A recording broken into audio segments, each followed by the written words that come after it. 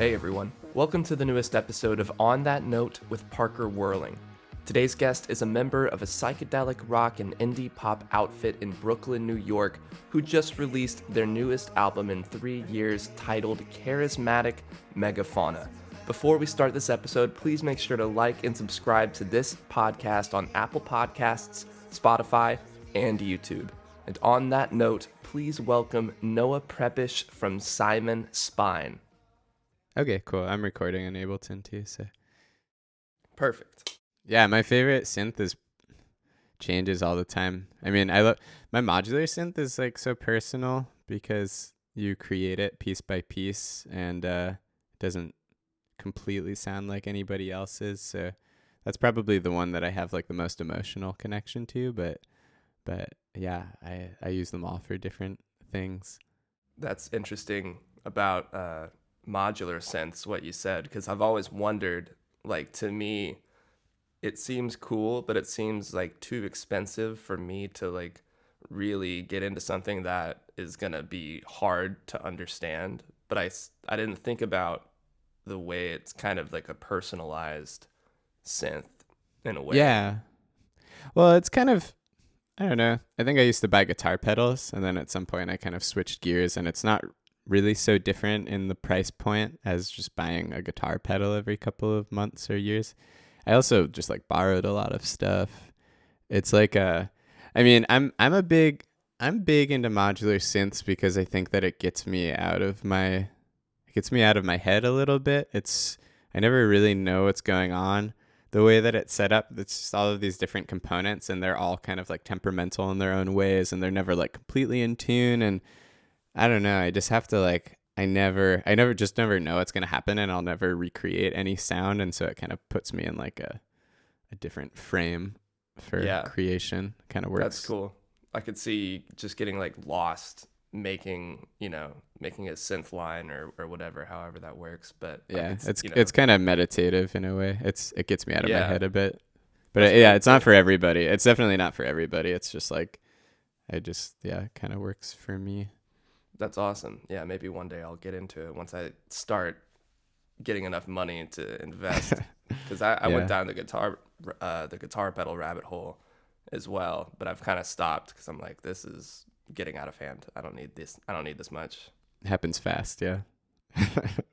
Yeah. Cool. Well, I'm sitting here with Noah Prebish from Psymon Spine. I really appreciate you coming on and talking about your creative process with this project. You just released your newest album, Charismatic Megafauna, February 19th. So it's pretty new, and also it's been 3 years since your last album with this project. How does it feel to finally have it out? Feels great. I think for most creative people, it's a weird feeling when a record comes out, and I don't know, it kind of feels like revisiting the classics because it's like been so long since you started writing those songs, and we've already written all of these new songs. I don't know. It's really interesting, but we're really happy with how it went. I think all things considered, given the nature of the world, everyone's expectations were very low. Also, just philosophically, I like to go in with low expectations or no expectations, ideally. And I mean, it was like a whirlwind making this record because everything else in our lives was kind of crazy also, and we ended up making a record that I feel really emotionally connected to. So yeah, we're super psyched about it. We're just super relieved to have it out, mostly, more than anything else. Yeah, I'm sure it feels like a sigh of relief to have such a big project out. It's a pretty big adventure of an album. It's not like, just back to back like tiny little pop hits. It's like the whole album is such an adventure, and I would think that getting that out is almost like closing the door on one chapter of your life. And I read that on an online interview you said that there's a lot of recovery on this album. I was just curious, of course, with the world going through such a pandemic, everybody had kind of got knocked on their ass a little bit, but what was why did this feel like kind of a recovery? Was it very therapeutic? Yeah.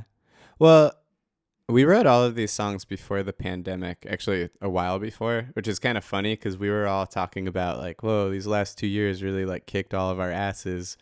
And, and then we had no idea how much our asses were about to get kicked.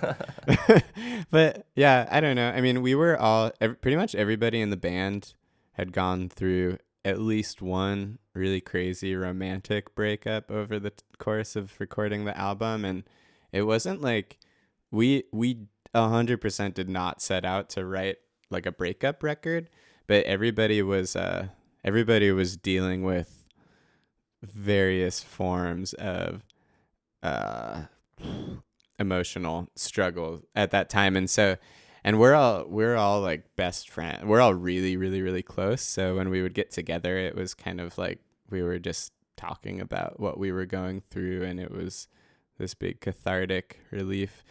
Yeah, I mean, just on a lot of level. I was also getting really interested. I think around the beginning of this album is when I started getting really, really interested in like attachment theory and meditation and a lot of different sort of healing practices. And that ended up coming up a lot in the songs. I was thinking a lot about like, I don't know, like, attachment styles and patterns in my life that I kept seeing repeat in romantic relationships and things like that. And I was just thinking a lot about human dynamics and groups shifting and all of this stuff. And yeah, it was just really, really, it was really cathartic and therapeutic. And it does feel like it was documenting a really intense period of all of our lives, everyone in that band. And it's just kind of like, shut the book, moved on.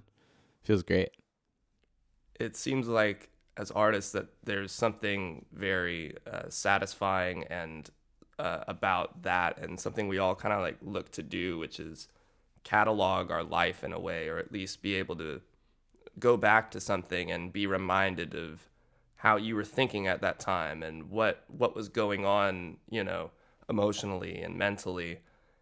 It seems like you've got a pretty interesting take on philosophy, or it seems like you think about it a lot, because when I looked at the album name, Charismatic Megafauna, it was such an interesting name, of course, and then I saw what it meant, and I'm probably going to butcher the meaning, but it's something like an animal or plant species that in size or appearance like gets others to do something for like the ecological system. Yeah, And pretty much. That's pretty much what it is. It's this it's just this like funny kind of like roast term that biologists use. My dad's a biologist, and I heard him use this term once, and I thought it was so funny and like salty. And yeah, it basically just refers to animals that are big and likable and are like considered cute by human standards. So like panda bears or eagles or elephants, or which are of course are animals we love. It's not like it's sort of a joke, but my dad studies lizards, and this one really kind of specific obscure type of lizard called Anolis, and a lot of his colleagues also study equally random weird animals. And so there's kind of this term, it's like, well, like everybody wants to talk about polar bears, but I don't know, like the fruit flies are really important for the ecosystem. Nobody's talking about fruit flies. It's just like, I thought it was funny, and I thought people might look for meaning in it, and you could argue that it does come up in the meaning of the record, but you also could argue that it's just a funny name that sounded fitting to us. that's really funny, because I definitely did not think about it in like that sort of comedic way. I was thinking it was like this philosophical, like doing something for the greater good, and the fact that it's about pandas, and like I didn't think about straight up the way we view certain animals, but I like that. It definitely wasn't like, we definitely don't take ourselves that seriously, that we think that we're like changing the world, but but we just thought it was funny. Yeah, and we did think maybe some people, like, there were ways that it could be interpreted in. We saw that there was meaning that could be derived from it, and it would Right. be very subjective, and we were like, that's a perfect name. But more than that, it just sounded dorky and like long, and we just thought it was kind of funny. Yeah, I don't know. Yeah, I love it. It's cool when albums or band names or songs have multiple different meanings and everybody takes something, like you can view it a certain way, like it could mean this or it could mean that. Um, was there any kind of new approach that you used going into this new album? I mean, 3 years is kind of a long time to learn and grow in a lot of ways, but especially, creatively. Personally, I feel like I know I didn't listen to the entirety of your last record, but I listened to at least half this morning, and it seemed like on this newer album there was more of an intense focus on songwriting on each song. There was a lot of beats, like like really good dance club beats on the previous one. Was there anything else, or is that true, to you? And is there anything else? Definitely. Yeah, definitely. Well, our first album was like, we were in college and we had songs that some of us had written like before we had even met each other when we were really young. There were songs that were written by Peter, my bandmate, when he was like 16. There was a song I wrote when I was 18. I don't know, like there were all of these we were just cramming so much into such a small space, which I think is a really classic college student thing to do. It was like there's a million people in our band. Every day there's like a new band member coming in and out. Every song has to have every genre that we're interested in happening in it. It was just like we were just trying to do a lot. And I think that was kind of important at the time. I think we kind of got a lot out of our system. But we also recognize, I think, looking back on that record, that it's really challenging music in a way, because it just tries to do so much in so little space. And it was never meant to be like alienating. It just naturally happened that way, and was, I think, for some people a bit alienating. And going into the next record, we really consciously wanted to make something concise and where every song felt like part of a whole. And I think naturally there's this like it still ends up varying a lot from song to song, because all of our interests are so different in the band, and we all come from pretty different backgrounds musically. But we were a lot more we were more disciplined. We thought more about songwriting structure. And we were also, I was playing in a band called Barrie with my bandmate Sabine, and Barrie is like an amazing pop songwriter, and I think being around her and working with her got me a little bit more excited about like flexing that muscle and seeing if I could write songs, like really like be a songwriter rather than just like a sewing a collage together of every sound I can think of. That makes sense, and that's really cool that you bring up Barrie, because when I saw that both you and Sabine were in that, I was like, this is sick, because Canyons was such a big song for me a couple of Cool. years ago, and I was like, damn, wow, that's awesome. And Thanks. and the fact that she sang on one of your songs on this album, Milk, how did that collaboration come about? Did he just ask, hey, we got this song that we think you'd sound good on? Yeah, pretty much. That song actually happened when Sabine and I were still in Barrie. Barrie was also kind of playing in Psymon Spine from time to time. We were like just yeah, it was pretty much, it was kind of towards the beginning. But yeah, so we wrote that song pretty early on while we were still doing Barrie and Psymon Spine at the same time. And yeah, and then when we decided to go full on Psymon Spine, we were like, oh, we should finish this. This was kind of cool. And yeah, I mean, yeah, she's just like a hook machine. Like she comes up with really good choruses. It's like comes like crazy naturally to her. So we just thought it would be a fun little collab, and also like a nice message that we still like each other, and that we're still in each other's orbit, and that everything is cool. Yeah, after the band breakup. Yeah. well, yeah, I mean, that's a great positive message to send out that, you guys can still collaborate in a positive way, and that things don't have to be so, so gloom and doom just because of something like that. And Yeah. I saw somebody else you collaborated with was Andrew VanWyngarden from MGMT on your song Mod Med for this album. How did that come about? MGMT is like, that's such a huge, a huge band. Yeah. Yeah. We love MGMT. I grew up listening to them and I still do. Yeah, we met Andrew through a mutual friend named Graham, who Graham Dixon, who actually produced our first album. We started DJing with Andrew in Rockaway. We would do these we would meet up with him in Rockaway and do these DJ sets on the beach. And he just Wow. had like a great record collection. We hit it off that way, and we're obviously big fans of his music. And yeah, we just asked him straight up if he would help us, if he would listen to this song. We had this song that we had been working on for a long time and felt like it needed a little something, and we just felt like he would hear what it was missing, and he totally did. It was awesome. It was super inspiring to work with him on that. He's like also just really, really good songwriter, and yeah. Yeah, is there anything you really took away from that? Like any lessons you learned from working with him?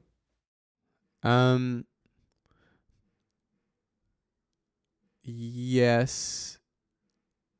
It's hard to put a finger on it. It was a lot of little things. Like, the first version of the song had this really, really repetitive vocal line, and it was like it kind of wasn't really in my vocal range, and I was trying to make it work, and he would just be like, why are you change the key? Like, why are you singing? Why are you trying to sing it if it's out of your vocal range? It sounds really hard. Like change it. And then was also kind of like, I think the melody's too repetitive. I think you need to, he would just give you these specific pointers. And then, he also had the idea, at the end of the song, the chorus repeats, but the key changes underneath it. And that was his idea.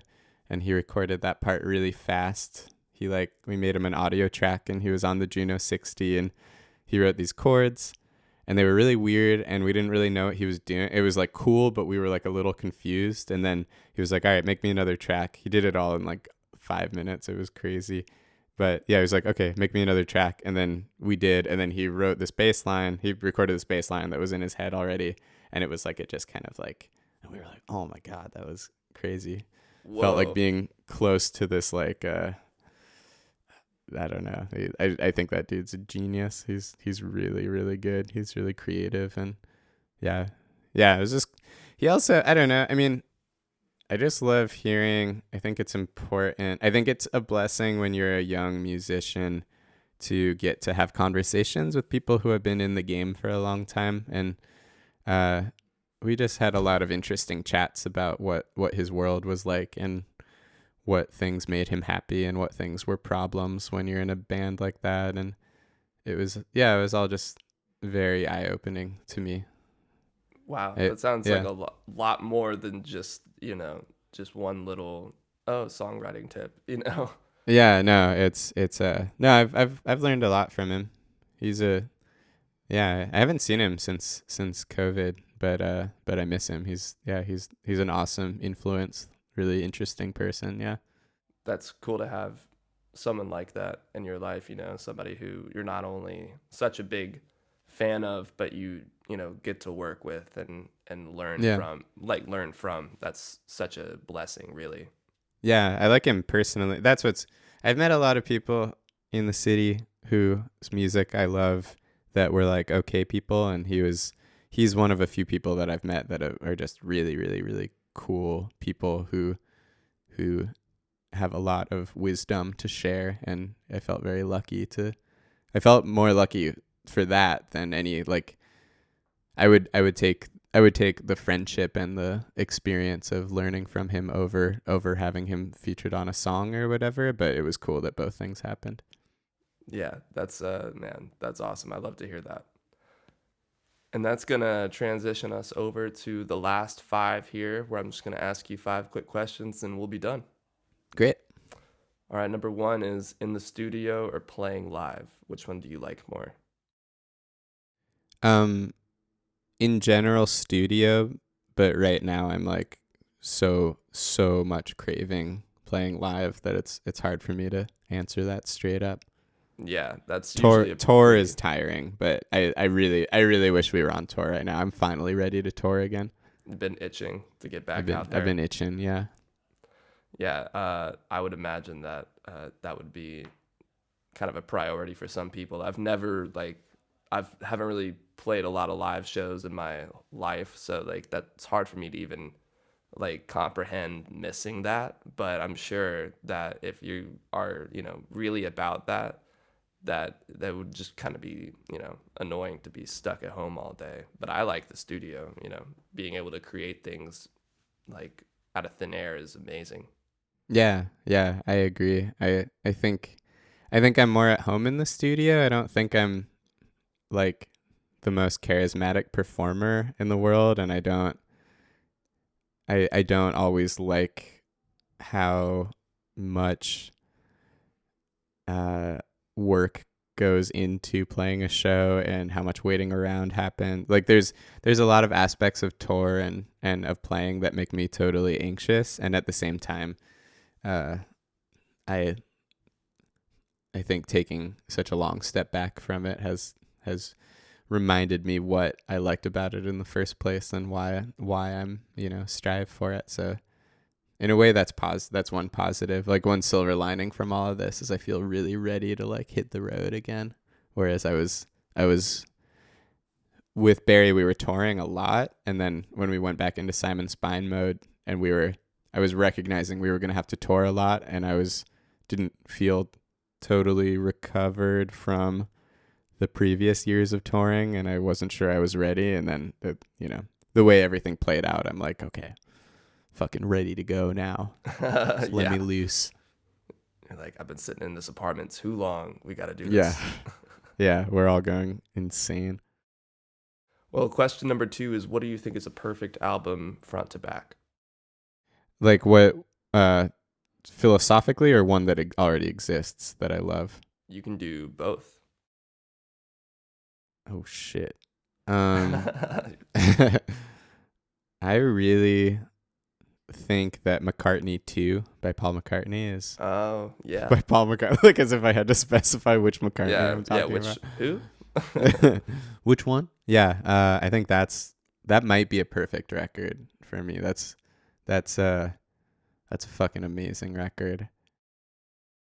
I have Ram on vinyl, but I have never actually listened to McCartney 2 front to back. Oh man. Well, Ram is also incredible. I have a lot of copies of that on vinyl, and I just keep ending up with them. McCartney 2 is so bizarre.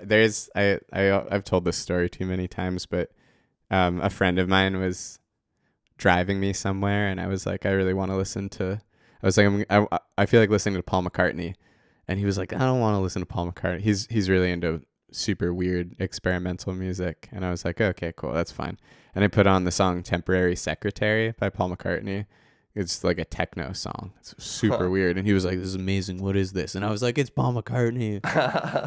And he was like, oh shit. And now that's one of his favorite albums. He always puts it on when we're hanging out. So anyway, highly recommend that record. It's crazy.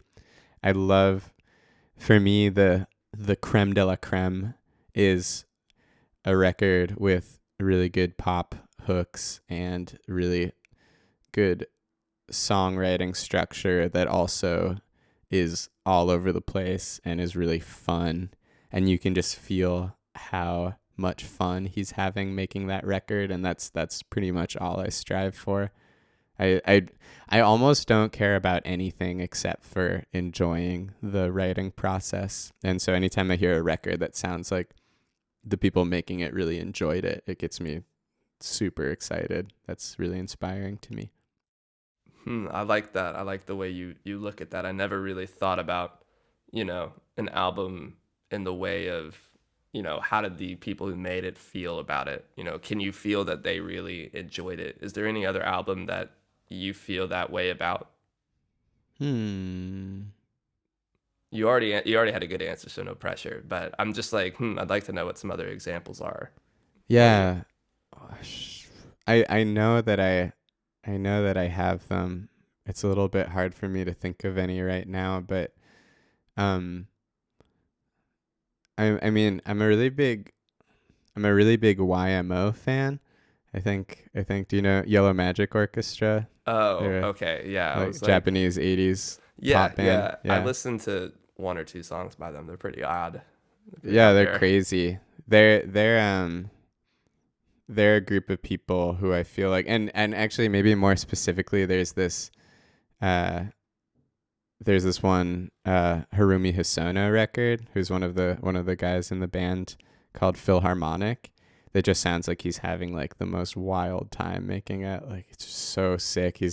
I don't know, you can hear he's experimenting with all of these new samplers that are on the market, and it just sounds like he's full of awe and wonder. And it's, yeah, that's, I think I think for me that's where the quality lies. I think a lot about what makes art like good, so to speak. And I don't know, it's kind of cliche, but when I was younger, I read Zen and the Art of Motorcycle Maintenance, and it really left an impact on me. And one of the things that he talks about in that book is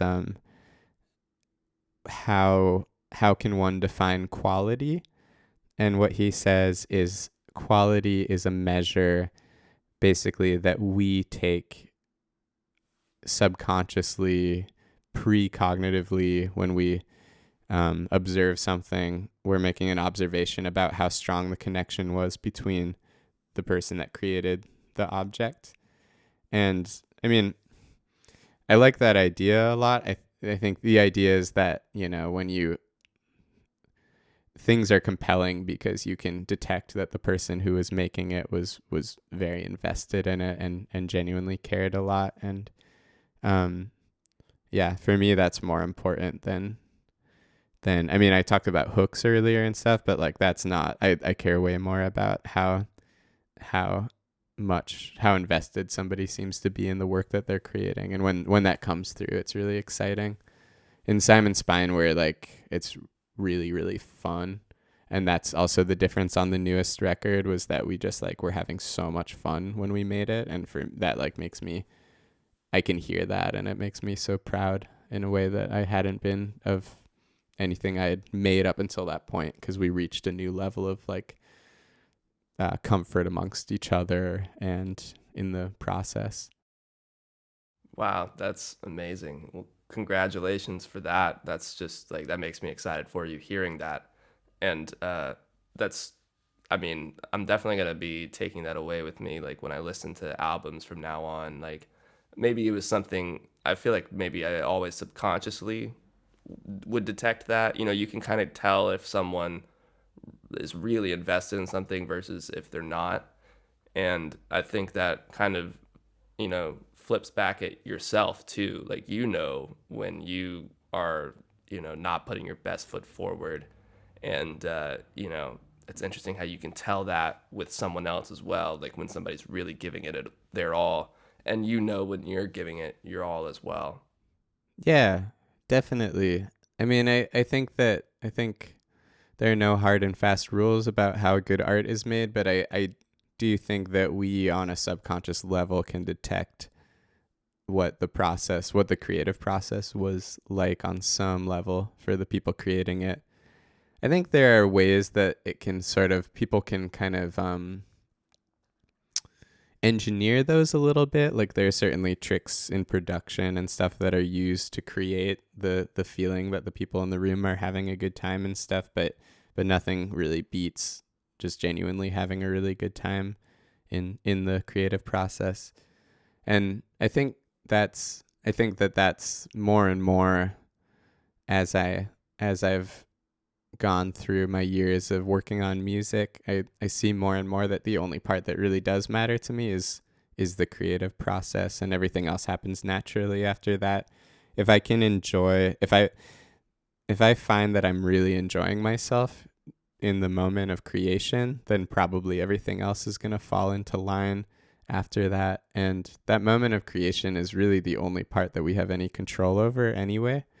So yeah, we're working on album 3 already, and we're just further into this thing where we've locked into like a routine and a system where we're just having so much fun when we're writing and sharing ideas, and it just keeps getting, for me, it just keeps getting better and stronger because we're getting closer to that place.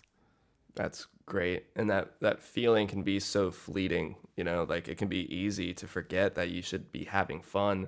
And that's the whole point, because sometimes you get stuck on something and you just, maybe you're not in a good headspace and you keep banging your head against the wall trying to figure out how to make it work. And it's like, maybe your energy needs to be, changed, and you should come back to it when you have a more fresh state of mind. I usually, my default state is banging my head against the wall. It's like it's my biggest obstacle in life is letting go of the inner criticism and pushing through and enjoying my creative process. It's pretty much the only thing I care about, and it's pretty much the hardest road that I'm currently on, but I'm working on it. I meditate and do other stuff like that, and I've seen results in that sense. It's getting more fun for me all the time and less serious. Still a process. Every day is a process. Right before we were talking, I was working on writing a song that's been like driving me insane for a year. Well, hopefully this maybe gets you in a good state of mind to be. I think so. Yeah, I think it will. Awesome. Well, question number 2 is question number 3. Who's your dream artist or producer to work with? We've always said that we really want to work with Soulwax. Interesting. I don't really know Soulwax. I've heard that.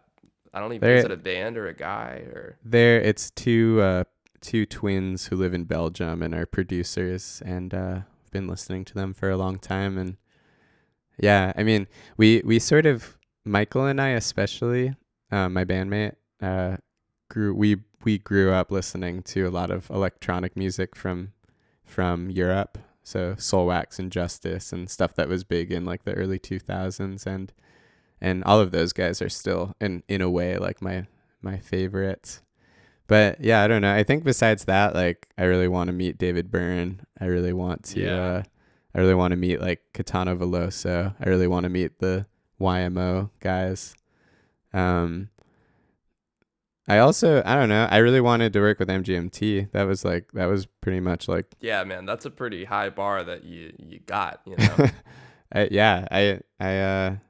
I just want to, like, I want to work with Andrew again, because that was awesome, and I think we will at some point.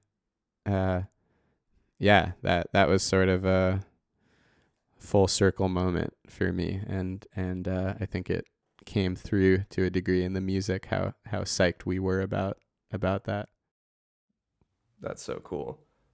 Someone who I thought would be interesting if you worked with, and I've actually probably never talked about them out loud, so I might be totally butchering the name, but I think it's Chick Chick Chick. Oh, yeah. The 3 exclamation points. That's it. Yeah, I think that's how you say it. Okay, cool. Yeah, they would be sick to work with. Yeah. I think we have some friend that plays in that band, or like our manager does, or something. Well, I don't know. We know a lot of those. In my studio building is a lot of the guys from the Rapture, and a lot of those early DFA bands that were a big influence to us are just all around New York, and it's kind of interesting hearing them hear our music, which is basically responding to what DFA was doing 20 years earlier in a way. Huh. Yeah, I don't know. It's one of Luke, who's the singer of The Rapture, who is a band that I grew up loving and that I still really love, is sort of was a big like mentor figure during the time that I was writing songs on this album that we all were. somebody who is that's a guy who's really, really interested in healing and recovery and looking inward, and also challenged me a lot. Basically heard some of the early demos on the record and was like, these are cool, but you you haven't figured out what you're singing about. You need to be more personal. You need to and that had a really big impact. Yeah, there were a lot of like mentor figures on this record. It was really cool that like in some way sort of played a role and in guiding me emotionally towards what ended up being the final product. But anyway, yeah, Chick Chick Chick is sort of was part of the same scene as this other band. But yeah, we love that stuff. We love that like early 2000s dance punk. Where they have one song I love called "Couldn't Have Known," and I don't even know if it's one of their that big ones, but I love that song. And I'll have to look up The Rapture. I feel like I know that name, but I've definitely you'll recognize a few songs, yeah, for sure. Okay. And DFA, is that stand for something? that was the label that was releasing a lot of those bands. The Rapture, LCD Sound System. Oh yeah, LCD Sound System for sure. Yeah, bands like that. Yeah. So anyway, they were Chick Chick Chick was part of that kind of squad. Gotcha. Team. Yeah. Nice. Well, I'm glad I didn't make a fool of myself saying that. No, not at all. I mean, or we both did. So That's either way, true. you're fine. Yeah, someone's gonna comment and be like, "It's not that. It's I don't even know what else it could literally be." How could they comment the pronunciation? That's a great point. Somebody will figure out a way to make us feel wrong. Yeah, well, that's gonna happen no matter what at some point in our day. Yeah. Question number 4 is, what's on your musical rotation right now? Let me look at my recent liked songs. How about time is like moving at such a weird pace. I'm just zoned out. I don't know. I've been really into like I had like a Chibomato phase. It's like a really sick kind of like no wave hip hop group from the 90s. But what does no wave mean? No wave is sort of a vague umbrella genre that refers to music that, I don't want to say this wrong.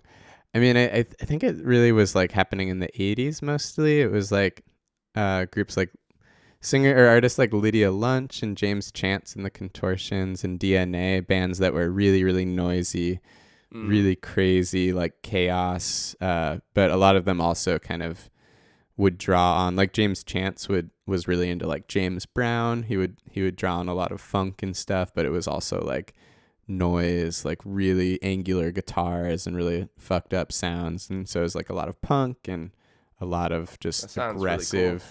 Yeah, there's a whole, I mean, it was one of those like, none of them called it no wave. It just was like a term that was tagged onto it, I think because of like a Brian Eno compilation and called No New York. And and so there's a lot that scene, a lot of those artists are still around and still playing. And one of the key figures from that world was Ardo Lindsay, who's this Brazilian composer who's also, he's on the same label as us. I actually really want to meet him at some point. He's a big inspiration to me. But anyway, there's a lot of the stuff that was happening in the early 2000s was directly influenced by these like noise rock and dance and punk bands, and I think you still hear it all the time. ESG is another really important one. And all these are like way over my head. But I can send you some links later if you want. Yeah, please do, because I'm kind of, I mean, I don't even know if this is a good comparison, but from the way you're describing it, kind of reminds me of like Joy Division, who I've recently gotten into. I don't know if that's accurate at all, but well, yeah, they were doing like the joke about the name was Joy Division, and then especially like New Order that came out. Like bands like that were like new wave bands. Right, So then right. the joke was like these crazy bands that are happening are no wave bands because they're like there's no harmonic center, there's no chords. It's Right. all like Nothing to like grab onto. Yeah. yeah, So it yeah. sounds like Joy Division, but way more intense. Yeah. In some ways, you could they were from similar eras and kind of branching out in different directions. Yeah, Joy Division is sick. Are you a New Order fan? Honestly, I mean, from what I've heard so far, I probably would say I'm more of a Joy Division fan, but I haven't really listened to that much New Order other than the Power, Corruption, something Hmm. Lies, whatever. Yeah. Um, but I have Closer on vinyl, and that Nice. is a great fucking album. Yeah. I love the first half especially, but it took a while to like grow on me. Like I Yeah. bought it trying to be like, I want to be cool and have a Joy Division record, but I don't want to have Unknown Pleasures. Mhm. And I was listening to it. I was like, oh man, this is weird. Like this is gonna take some time. But eventually, I really started to appreciate it more, especially the first song, Atrocity Exhibition. The guitar in that is just so strange. Yeah. Yeah. I need to honestly dive deeper into Joy Division. I pretty much heard all the records, but there isn't really one I could like recite from memory. I feel like yeah, I'll always have a lot of respect for Joy Division, but I haven't quite gone through like a phase. I had more of a New Order phase. But Yeah. yeah, I mean Joy Division is sick. It's really gloomy, really like really rough, emotionally intense. You Hmm. know, going in when you know the history of Ian Curtis and everything, it's just sounds so like it all just sounds really raw and intense. But Yeah, it's yeah, pretty moody. Absolutely. yeah, yeah, sick band. Very in touch with their emotions for sure. Yeah, at least Ian certainly was. Yeah. Question number 5, last one. What's your favorite decade of music? I I think most of the bands I would reference I sort of skips. It's like oh shit. I don't know. I like bands from every decade. The easy one to jump to is the 80s because a lot of my favorite bands are bands from that time and I think that was an exciting time for technology. But then I don't know, there's also like the late 60s where all of these artists were like hearing all of these artists globally were hearing psychedelic rock for the first time, and you started getting these like Cambodian psychedelic bands and like Brazilian psychedelic bands and all of these people that were ingesting the Beatles from like mostly like port cities all around the world or places where the thing with Cambodia is like extra fascinating to me. It was like during the Vietnam War, there were Americans stationed in Cambodia and they had guitars, electric guitars and records with them and stuff. And a lot of the locals started hearing music from England and from America that hadn't made its way over there very much. And yeah, and you started having all of these like Cambodian psychedelic rocks that were singing in Cambodian and playing traditional Cambodian sort of like scales and melodies, but with like distorted electric guitars. And yeah, that stuff to me is really exciting. I don't know. I also am like, I'm big into the early 2000s, a lot of that, because that's what I grew up hearing. I like it all, man. I'm not I'm not nostalgic. I do think that, the biggest difference, I heard that I was listening to an interview with Fortet, the producer, a couple days ago, and he said something. I think he was also quoting something, but he pointed out that what's funny about music right now is that it's basically the first time in history where if you jumped 15 years in the past and showed them what music sounds like today, they wouldn't have their minds totally blown. You know, if you lived in 1961 and you heard a record from 1975, you'd be like, what the fuck? This is crazy. And if you were in 1975 and you heard a record from 1982, you'd be like, what the fuck? You know, like if you jumped up. Yeah. But then it's like, okay, well, if you were from 2005 and you heard a record from 2021, you probably would be like, yeah, okay, that kind of makes sense. There are a lot of, that's not to say that people aren't making amazing music, because they definitely are. There's a lot of interesting stuff. I think we need to maybe look in different places than we're used to looking, for the most creative stuff that's happening right now. But I think it's like we reached a point with the growth of music technology where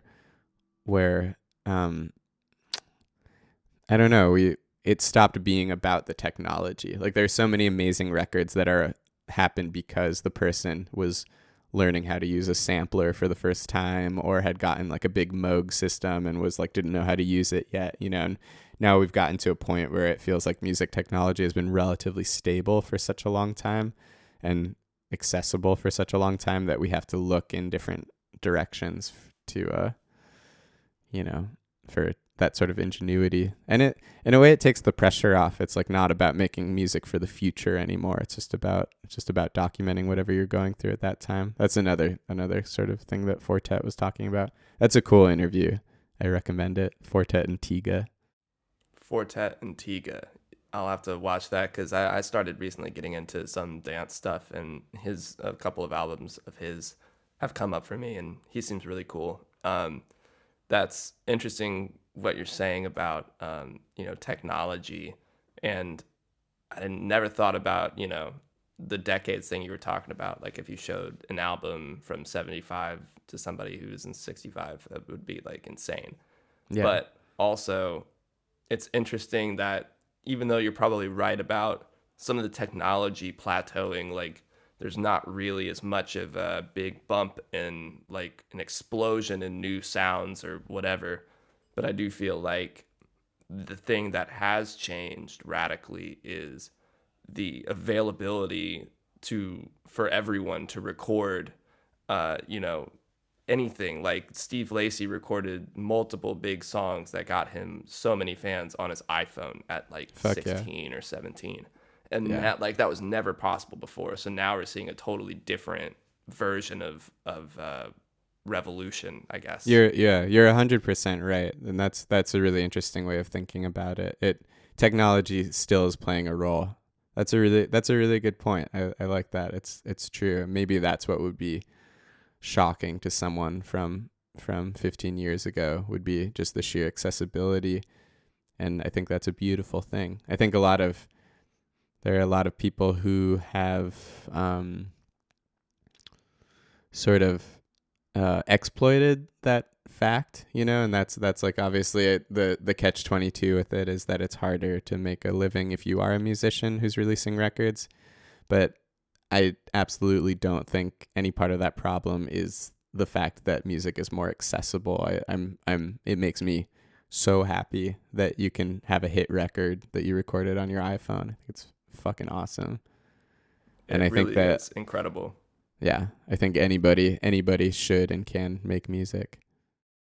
Yeah, I think it's funny when people say that they can't do it or they don't think they can do it. I'm like, it's not rocket science. Like, you don't have to know, I don't know music theory. I know basic stuff. I've got the chart, the fifths, circle of fifths up there. I reference that. Like, you don't have to, be Beethoven to write and record music. Like, no, you don't need stuff either. Everybody, the grass is always greener. It's like, it's just about figuring out what your process is. Before the interview, we were chatting about modular synths, and modular synths are like, if you don't have one, it's the world's most intimidating item. And it's literally like, when people ask me if they should get into modular synths, I'm like, it's fine if you do, and it's fine if you don't. The only thing that matters is what feels good to you in the the writing process. I think the biggest secret in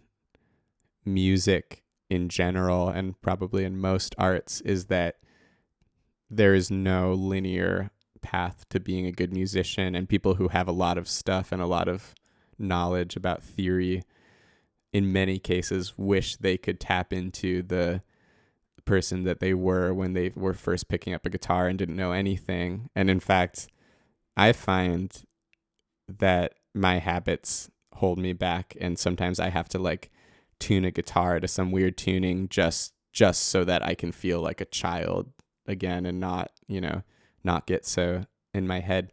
Yeah, I think knowledge is wonderful, and I think it's not something that should be people shouldn't stray from it because they're afraid of losing that thing. I think you can have both knowledge and like a childlike sense of wonder and enjoy writing, but I think it's so personal. Yeah, it's just so personal what the composition process is like. And yeah, you're right. That's a really good point. I do think that I think it's a beautiful thing that people don't have to go into studios, and it also presents new challenges, and that's just, how life goes. Yeah, and what you just said is very comforting or it should be very comforting to somebody who is, thinking about just starting out. Like, there are geniuses who wish they could tap into that mental state of like naivete, childlike wonder, like you said. Like, that's I think about that. I'm like, I wish I didn't know all these bar chords sometimes and know like where each one goes, because then it would force me to do something differently than what I've done the last 2 years. Yeah. And, like that is something that everyone eventually struggles with. But you're right. Like, it is like they both kind of rise and fall together. And if you can find a balance to be able to surprise yourself, but also have the tools and the knowledge to, mold that thing into what you want it to be out of thin air, that's like the perfect sweet spot. Yeah, totally. I mean, I think that when I first started studying music, I did have that moment of like, oh God, it's not fun anymore. Like, now I know the secret. Now it's like a science. And then I think what happens is you push through that, and then all of a sudden this new world opens up to you and you can see things in brighter color. It's like you're hearing things that you might not have in another time, but it's all just different. Like, it's just different. And I think, like I said, I don't shy away from learning new things, because I think actually sometimes when I'm in my most like I think my sweet spot a lot of times is when I'm learning about something new. If I'm learning an instrument or if I'm learning a new musical concept, a lot of times that's when I'm the least in my head, because I have something to sort of project onto. And a lot of the best music that I think I've ever written came from a place of not knowing how to do something, but feeling inspired because I was learning about something and felt like I was bettering myself. So yeah, I mean, yeah, we're all just figuring it out as we go. It's important to remember, I think. Well, that's a beautiful note to end it on. I think we're all just trying to figure out our shit, just figure it out. But yeah, hey, Noah Prebish from Psymon Spine, thank you for joining me for an episode of On That Note. Everyone needs to go listen to your new album, Charismatic Megafauna, which is out now on all streaming platforms. Congratulations again for having it out. It's just such a psychedelic journey of an album, and I implore everyone listening to go check it out right now. Thank you so much. I think your show is great. Great questions. It was a pleasure. Thanks for having me. Thank you. That means a lot to me. Seriously, I appreciate you coming on and sharing your creative process with me. Anytime. All right, Noah. I'll talk to you later. Have a great one. Thank you again for joining me for another episode of On That Note with Parker Whirling. If you haven't yet, please make sure to like and subscribe on YouTube and Apple Podcasts, and you can even leave a comment down below to let me know who you're listening to. On that note, I'll see you guys next time.